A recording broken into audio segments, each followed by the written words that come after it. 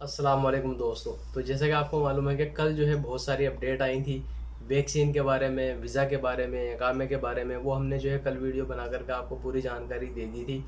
लेकिन बहुत सारे जो है आपकी तरफ से कमेंट आई हैं, सवाल आए हैं, और जो कि बहुत ही ज़रूरी सवाल हैं। कुछ लोगों ने जो है सवाल किया है कि अगर हमने जो है वैक्सीन लगवा ली है 2 डोज इंडिया में, तो क्या हम डायरेक्ट सऊदी अरब आ सकते हैं? क्या क्या हमें जो है किसी और कंट्री में जाने की ज़रूरत पड़ेगी या हम डायरेक्ट आ सकते हैं? और इसके अलावा जो है कुछ लोगों ने सवाल किया है कि अगर वैक्सीन नहीं लगवाई है तो क्या हम सऊदी अरब आ सकते हैं या नहीं आ सकते हैं। और इसके अलावा जो है कुछ और सवाल जो है आए हैं, और इंडियन एम्बेसी की तरफ से भी कुछ ट्वीट किए गए थे, उनके बारे में जो है जानकारी दूंगा। तो आज की वीडियो जो है बहुत ही यूज़फुल होने वाली है, तो वीडियो आप आगे तक ज़रूर देखें ताकि पूरी जानकारी आपको मिल सके। क्योंकि जो अपडेट आई हैं, अपडेट अपनी जगह बिल्कुल ठीक है, लेकिन कुछ जो है और बातें हैं वो जो है मैं आपके साथ में शेयर करूंगा इस वीडियो में। देखिए, सबसे पहले जो है इंडियन एम्बेसी की तरफ से एक ट्वीट किया गया था कि जिन लोगों ने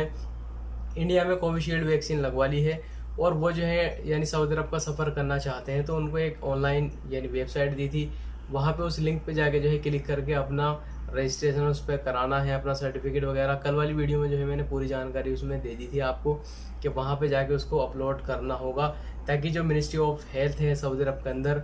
तो वो आपके तवक्कलना एप्लीकेशन को अपडेट कर सके कि आपने जो है दोनों वैक्सीन लगवा ली है, और फिर आपका जो इम्यून उसमें स्टेटस जो है वो डार्क ग्रीन जो है शो हो जाएगा जब आप सऊदी अरब के अंदर आएंगे तो।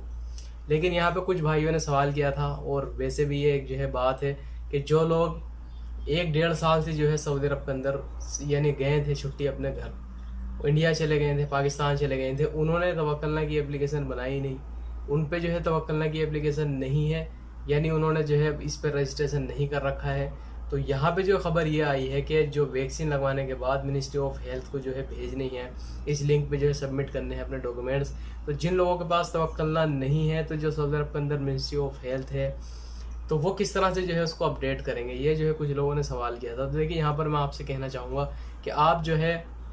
कोरोना वायरस से पहले जो है आप गए थे छुट्टी, फिर कोरोना वायरस आया, सफरी पाबंदी लग गई, यहाँ पे सऊदी अरब नहीं आ सके लोग। तो अगर आपके पास जो है तवक्कलना एप्लीकेशन है या आपने जो है नहीं बनाई है, क्योंकि अगर आप इंडिया में हैं, पाकिस्तान में हैं, तो वहाँ से तो आप इसको बना नहीं सकते, वहाँ पे काम नहीं करेगी, वो रजिस्ट्रेशन नहीं हो सकता उस पर। तो बेहतर यही है कि आपने जो है बनाई है या आपने जो है नहीं बनाई है। अगर आपने 2 डोज ले ली हैं इंडिया में, तो जो लिंक यहाँ पे दिया है, और मैं कोशिश करूँगा कि उस लिंक को जो है डिस्क्रिप्शन बॉक्स में आपको दे दूँ मैं। तो जिन लोगों ने वैक्सीन लगवा ली है, तो उस पर जाके वो यानी उसमें इकामा नंबर है और बहुत सारी जो है डिटेल है आपके बारे में, पासपोर्ट की कॉपी उसमें जो है मांगी जाएगी, और जो वैक्सीनेशन सर्टिफिकेट है उसके बारे में जो है आपको अपलोड करना होगा पूरा। तो अगर आपने तवक्कलना नहीं भी जो है बनाई है, फिर भी आप जो सऊदी अरब के अंदर मिनिस्ट्री ऑफ हेल्थ है उसको अपना जो है ये डॉक्यूमेंट्स वगैरह सारे सबमिट कर दें, जो वेबसाइट यानी जो लिंक दिया गया है इस पे।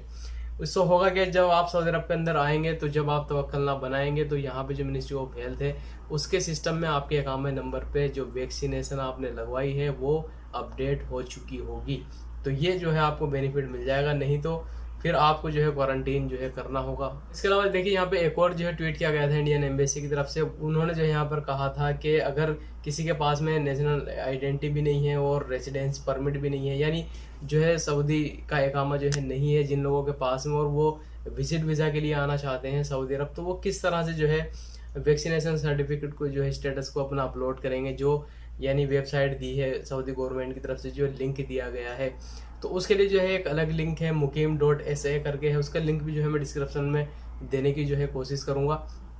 अगर आप जो है विजिट वीज़ा पे आना चाहते हैं सऊदी अरब और आपने जो है वैक्सीन लगवा रखी है अपने, तो आप उस लिंक पे क्लिक करके वहाँ पे अपनी सारी जो वैक्सीनेशन सर्टिफिकेट है और भी जो आपके बारे में जानकारी है वहाँ पे आप उसको फिल कर सकते हैं। और देखिए, इसके अलावा जो है मैं आपको जानकारी दे दूँ, कल ही हमने जो है इसके बारे में वीडियो बना करके आपको जानकारी दे दी कि अल्हम्दुलिल्लाह सऊदी अरब के गवर्नमेंट ने जो है 31 जुलाई 2021 तक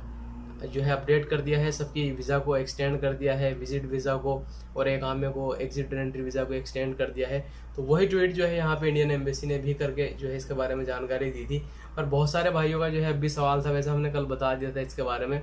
कि किन लोगों को जो है इससे कोई फ़ायदा नहीं होगा और कौन कौन लोग जो है इससे फ़ायदा उठा सकते हैं, जो गवर्नमेंट की तरफ से ये एक्सटेंशन मिल रही है फ्री में।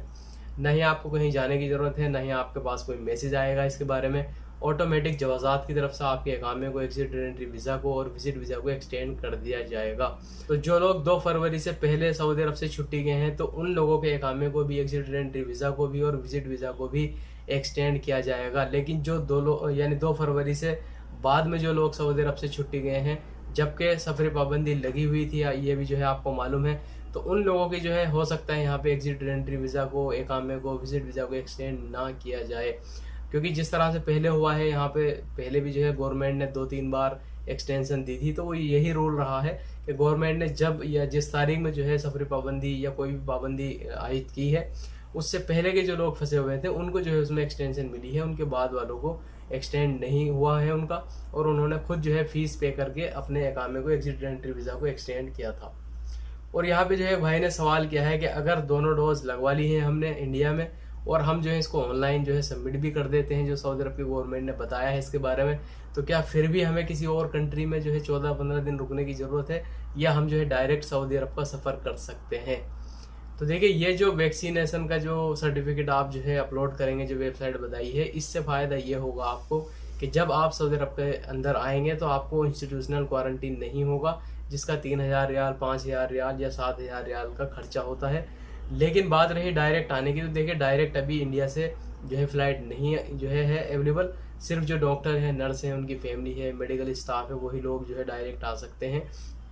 उनमें भी अगर उन्होंने वैक्सीन लगवा रखी है तो उनको इंस्टीट्यूशनल क्वारंटीन नहीं होगा। अगर उन्होंने वैक्सीन नहीं लगवाई है तो उनको भी इंस्टीट्यूशनल क्वारंटीन में रहना होगा। तो कहने का मतलब यहाँ पे यह है कि अगर आपने वैक्सीन लगवा भी ली है दोनों, फिर भी आपको जो है किसी वाया कंट्री से होकर ही सऊदी अरब आना होगा। चाहे आप सर्बिया जाएं, मॉस्को जाएं या किसी और कंट्री में अगर आप जाना चाहते हैं तो जा सकते हैं। 14-15 दिन रुकने के बाद फिर आप सऊदी अरब आ सकते हैं। और एक और भाई ने जो है यहाँ पे सवाल किया है कि जिन लोगों ने दोनों डोज आधार कार्ड से लगवा ली है, अब वो क्या करें? तो देखिए, इंडिया की जो मिनिस्ट्री ऑफ हेल्थ है उनकी तरफ से जो जानकारी आई है और जो एक SOP जारी की है, वो कल वाली हमने वीडियो में बताया था आपको, तो उसमें यही बताया कि अगर आपने आधार कार्ड से वैक्सीन लगवा ली है अपनी, तो इसमें कोई भी टेंशन वाली, घबराने वाली बात नहीं है। जब सेकेंड डोज के लिए आप जाएँ तो वहाँ पर उसको अपडेट करा लें और फाइनल सर्टिफिकेट जो है आपके जो मिलेगा वहाँ से, उस पर पासपोर्ट नंबर होना चाहिए। लेकिन जिन लोगों ने दोनों आधार कार्ड से लगवा ली है, सर्टिफिकेट भी उनको मिल गया है, तो वो क्या करें? तो यहाँ पर करना आपको ये है कि दोबारा से जो है आपको वैक्सीनेशन सेंटर में जाना है जहाँ पे आपने वैक्सीन लगवाई है, और उनसे जो है इसके बारे में बताना है कि सर मैं जो हूँ अब इंटरनेशनल ट्रैवलिंग करूँगा,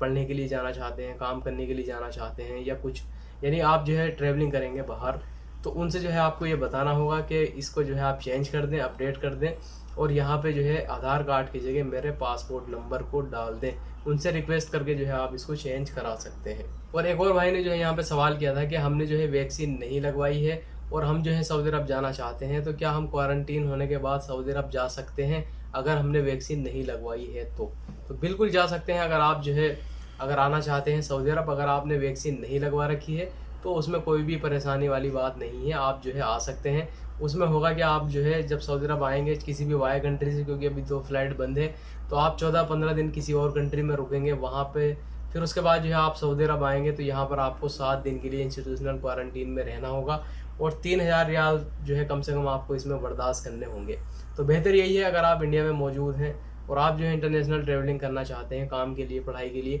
तो बेहतर है कि आप जो है वहाँ पे कोविशील्ड वैक्सीन लगवा लें और उसमें जो है आप पासपोर्ट से जो है अपॉइंटमेंट लें और पासपोर्ट नंबर ही आपका फाइनल सर्टिफिकेट जो मिनिस्ट्री ऑफ हेल्थ की तरफ से आपको दिया जाएगा, उस पर पासपोर्ट नंबर होना चाहिए। वीडियो देखने के लिए बहुत बहुत शुक्रिया।